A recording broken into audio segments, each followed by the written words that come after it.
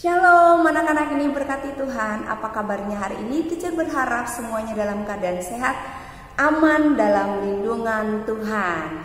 Ya, hari ini kita belajar pendidikan agama Kristen dengan tema yaitu Allah hadir dalam setiap peristiwa. Namun sebelum itu kita berdoa terlebih dahulu. Bapa di dalam nama Yesus Kristus, terima kasih untuk hari ini. Kami bersyukur buat kebaikan-Mu dalam hidup kami. Apapun yang kami hadapi, baik suka duka, ajar kami mengerti bahwa Tuhan hadir dalam situasi tersebut.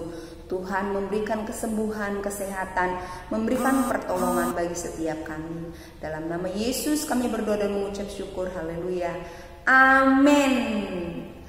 Ya, seperti lagu pujian yang mengatakan, Engkau ada bersamaku di setiap musim hidupku. Iya, ini menyatakan bahwa baik itu duka, suka, Tuhan itu ada bersama-sama dengan kita. Ya, anak-anak yang diberkati Tuhan, bahwa Allah hadir menurut kehendaknya. Dalam halaman 18 dijelaskan bahwa kehadiran Allah ya dapat berupa satu orang asing. Contohnya adalah ketika menjumpai Abraham di kemahnya. Yang kedua, nyala api. Ini ketika Allah menjumpai Musa di Gunung Horeb. Nah, itu kehadiran Allah ya yang kedua. Yang ketiga, tiang awan, tiang api. Ini adalah ketika bangsa Israel keluar dari Mesir. Kemudian yang keempat, angin sepoi-sepoi. Ini dapat dilihat di peristiwa Elia di Gunung Horeb. Kehadiran Allah ya.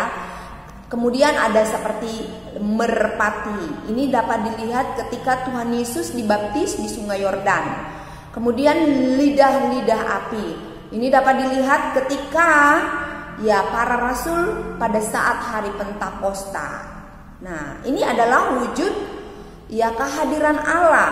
Jadi Allah itu hadir bukan dalam bentuk rupa. Nah, kalau dalam bentuk rupa anak-anak, kita tidak akan bisa melihat karena Allah terlalu kudus. Oke? Jadi jangan lagi dikatakan Tuhan gak hadir di sini. Lihatlah, aku sendirian tidak ada. Tuhan tidak ada, saya tidak lihat Tuhan. Bukan ya sayang.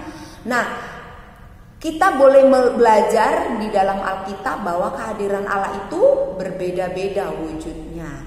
Ya, kehadirannya berbeda-beda. Bukan berarti Allah kita itu wujudnya berbeda-beda. Bukan ya nak. Tapi kenapa? Karena Allah terlalu kudus. Jadi kalau ada orang yang bertanya, kenapa sih Allah itu tidak bisa hadir dalam wujudnya? Ya, karena Allah itu terlalu kudus.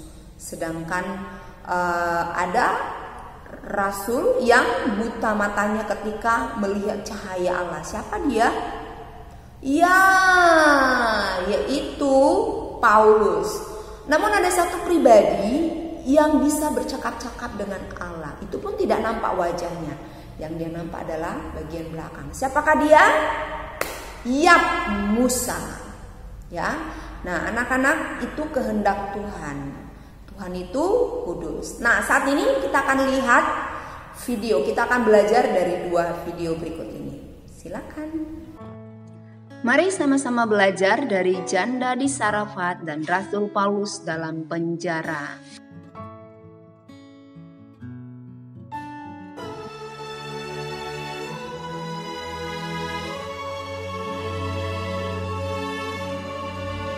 Elia. Ia melakukan seperti firman Tuhan. Ia pergi dan diam di tepi sungai Kerit. Burung-burung gagak membawa roti dan daging kepadanya, dan ia minum dari sungai itu. Tetapi sesudah beberapa waktu, sungai itu menjadi kering, sebab hujan tiada turun di negeri itu. Maka datanglah firman Tuhan kepada Elia. Bersiaplah, pergi ke Sarfat yang termasuk wilayah Sidon, dan diamlah di sana. Aku telah memerintahkan seorang janda untuk memberi engkau makan. Sesudah itu ia bersiap, lalu pergi ke Sarfat.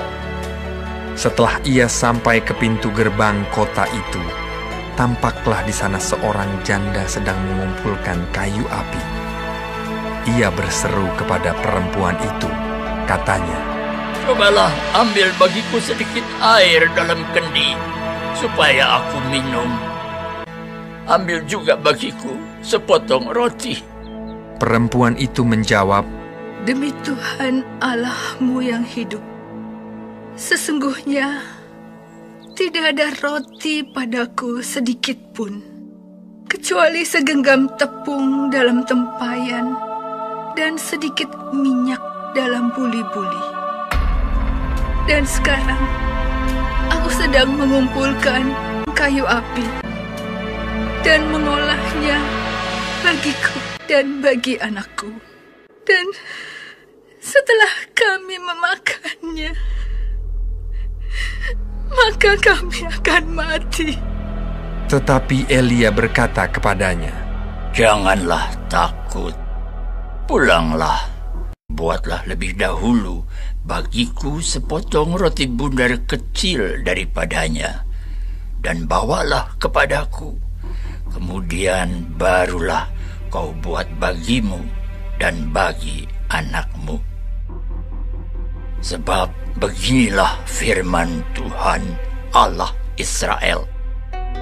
Tepung dalam tempayan itu tidak akan habis, dan minyak dalam buli-buli itu pun tidak akan berkurang sampai pada waktu Tuhan memberi hujan ke atas muka bumi."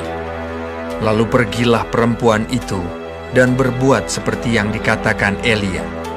Tepung dalam tempayan itu tidak habis, dan minyak dalam buli-buli itu tidak berkurang, seperti firman Tuhan yang diucapkannya dengan perantaraan Elia.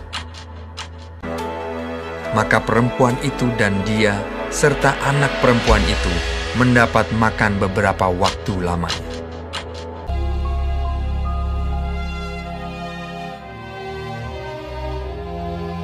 Kira-kira pada waktu itu Raja Herodes mulai bertindak dengan keras terhadap beberapa orang dari jemaat dan menyuruh menahan Petrus.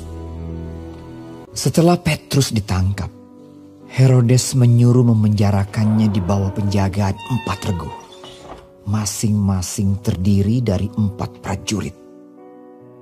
Maksudnya ialah supaya sehabis Paskah ia menghadapkannya ke depan orang banyak. Demikianlah Petrus ditahan di dalam penjara. Tetapi jemaat dengan tekun mendoakannya kepada Allah.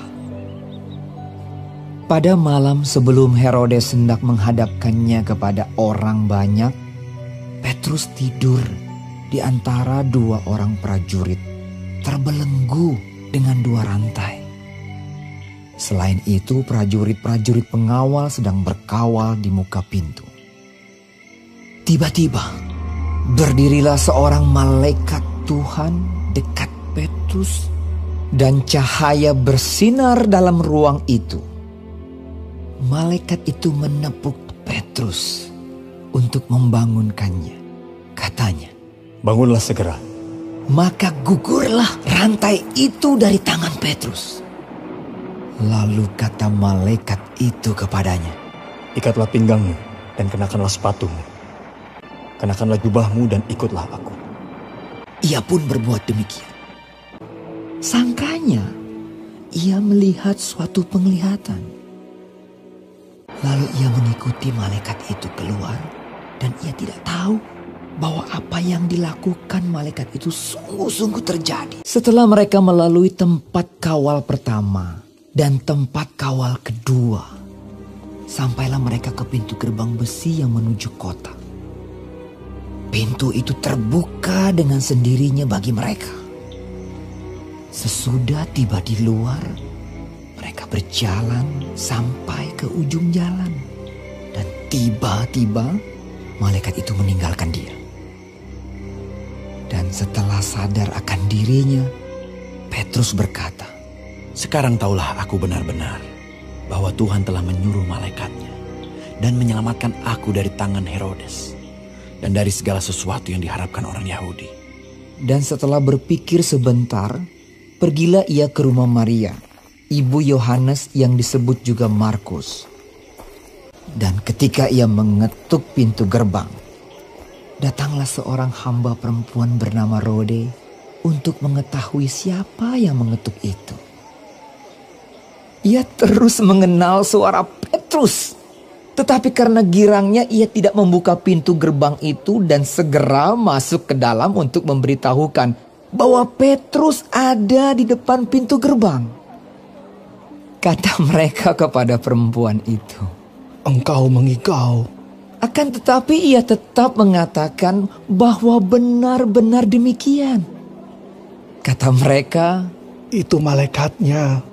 tetapi Petrus terus-menerus mengetuk dan ketika mereka membuka pintu dan melihat dia, mereka tercengang-cengang. Ya, bagaimana anak-anak? Kisah dua video tadi pasti membawa kita lebih beriman lagi kepada Tuhan ya. Bahwa Tuhan menolong janda di Sarfat, begitu juga Tuhan menolong Rasul Petrus, maka Tuhan juga akan menolong kita dalam keadaan apapun. Tugasnya minggu ini adalah hanya satu, yaitu tugasnya membuat clipping erupsi gunung berapi yang ada di Indonesia. Kamu boleh searching di internet lalu print ya. Teacher minta minimal itu 2. Kamu presentasikan bagaimana peristiwa, contohnya nih ya, gunung berapi yang ada di Karo gitu ya, di tanah Karo. Nah, daerah tersebut ketika ada erupsi gunung berapi, apa yang terjadi dampaknya bagi orang-orang di sekitar. Nah, ini kamu anak-anak boleh menjelaskan dan bagaimana kehadiran Tuhan menolong setiap mereka. Nah, teacher minta minimal itu 2 ya, 2 gunung berapi yang peristiwa gunung berapi ya, 2 peristiwa erupsi gunung berapi yang ada di Indonesia saja ya. Ya, untuk tugas ini dikumpulkan seminggu kemudian, batasnya seminggu ya. Boleh mulai besok juga dikumpul boleh. Paling lambat itu seminggu ya sayangnya. Ayo lakukan tugas-tugasnya dengan baik supaya teacher bisa memberikan nilai dengan baik juga. Nah, nilai kamu itu yang akan teacher tulis di daftar nilai ya. Anak-anak yang baik, anak-anak yang hebat melaksanakan tugasnya dengan baik. Oke, itu dia. Saat ini kita akan berdoa. Tuhan Yesus, terima kasih untuk hari ini, kami bersyukur. Tuhan memberkati kami, berkati setiap anak-anak didik dalam melaksanakan tugas-tugasnya. Berikan hikmat pengertian bagi mereka. Kami percaya bahwa anak-anak yang belajar saat ini di rumah, mereka adalah anak-anak yang cerdas, anak-anak yang hebat. Berkati mama papa mereka. Terima kasih Tuhan, dalam nama Yesus kami berdoa. Haleluya. Amin. God bless you. Shalom.